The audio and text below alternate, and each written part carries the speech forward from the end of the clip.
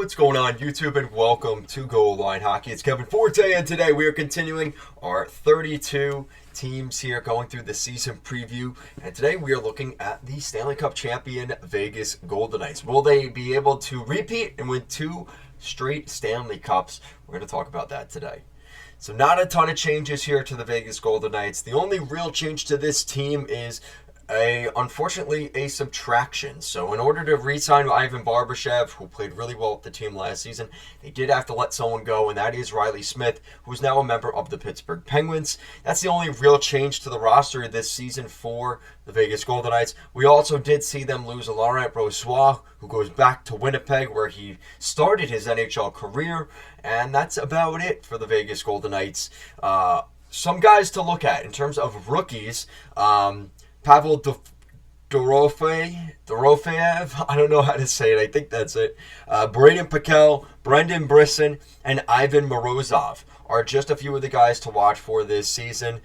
Brendan Brisson is a really good prospect. He played at the University of Michigan. I know in particular I've seen him in person, and he didn't stand out too much compared to some of the other guys like Matt Beniers and Owen Power, but when you compare to those guys, it is a little bit different. So temper your expectations, but Brendan Brisson is a decent NHL player, and I think he could make it to the NHL this season, depending on if there's injuries and the lack of depth for the Vegas Golden Knights with some of their, again, the salary cap kind of constricting this team a little bit, gives an opportunity for some of the younger guys.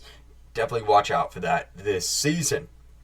My breakout player for the Vegas Golden Knights is William Carrier. William Carrier is a guy that's kind of gone under the radar with some of the additions that they've made the last couple of years, with guys like Eichel coming in, Barbashev, Stevenson. William Karlsson has kind of fallen down the depth chart, so I expect a better season from him. He is better than what he showed us last year. I think he's capable of more, and I think he's going to be a guy that finds himself toward the top 6 once again this season. I think he had a down season last year. Expect him to come back stronger this year. That's my guy I'm going with. And that leaves me with my prediction. There's a team that's going to be toward the top of the division. It's not saying much because the Pacific Division is the weakest division in the National Hockey League still. But with that said, I think they're going to be toward the top of the Pacific Division, anywhere between 45 to 50 wins with 100 to 105 points.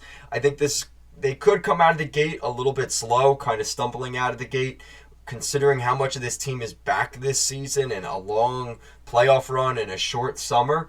But with that said, I think they are going to be able to do similar to what they did. Again, maybe it's the benefit of that division and the fact that they still have good goaltending depth.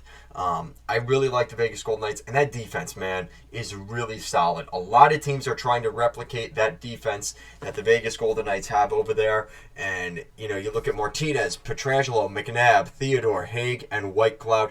What's the story with all those guys?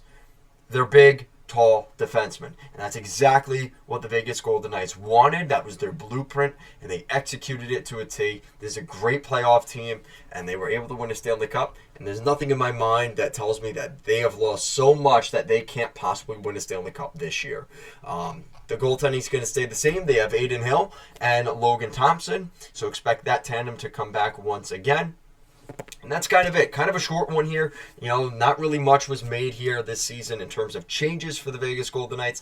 They're still a really good hockey team. I'm a huge fan of them. And like I said, their strength is definitely that defense. And adding Eichel last year just shored up that center core enough to where they could win a Stanley Cup. Add another guy to the list of former Buffalo Sabre captains that go on to win a Stanley Cup. Yep. That one hurts for the Sabres fans, if any of them are even watching this video. Guys, that's it for today's video. Thank you so much for watching. I'll see you in the next one.